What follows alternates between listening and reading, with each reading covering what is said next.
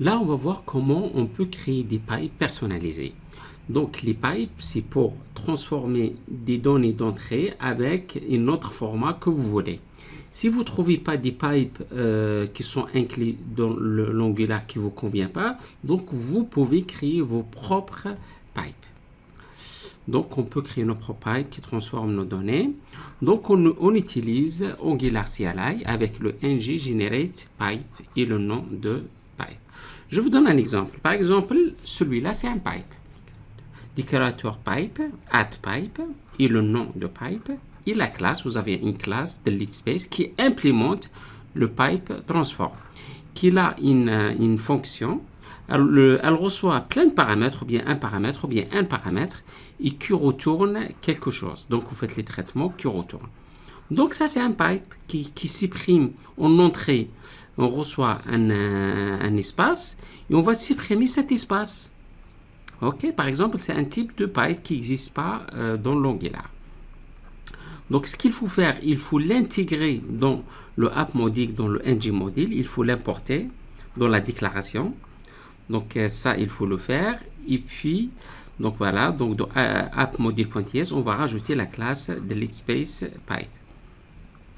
Ok, après, dans le HTML, on applique ce pipe. Donc, voilà, delete space. Et là, il va supprimer l'espace, par exemple. Donc, on peut appliquer partout dans notre application. Donc, on va créer ça. On va aller sur notre projet, on va créer ça. Donc, ici, qu'est-ce qu'on va faire?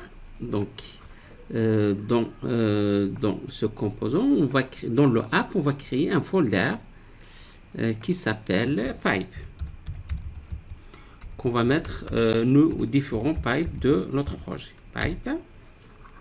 Donc, ici, on va créer donc ng generate le pipe et le nom de pipe c'est quoi? Delete space.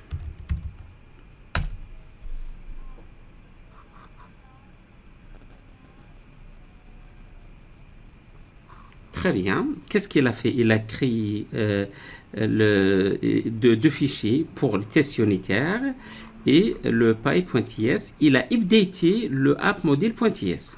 Donc, on va aller ici. Donc, ça, c'est le premier fichier. Ça, c'est pour les tests unitaires. Et ça, c'est pour le pipe. Il a mis à jour le app module.ts. OK? Donc, ici, on doit... il a créé tout, en fait, pour nous. On doit juste changer. Donc, ici, par exemple, on reçoit quelque chose. Par exemple, on reçoit... Donc, ici, par exemple, je reçois... string. Et qu'est-ce que je fais? Je fais value replace. Dès que vous trouvez un espace, vous le supprimez. Voilà, que ça, pour faire un pipe spécifique. Très bien.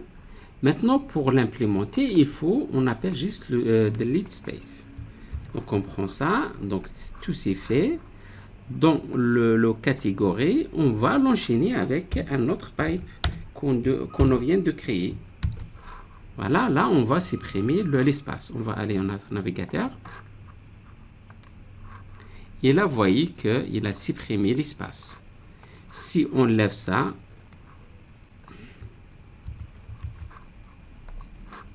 donc là, il revient comme il était. Sinon, voilà, CTRL S. Et là, on va faire le Big Data. OK? Donc, c'est ça les étapes de créer un pipe.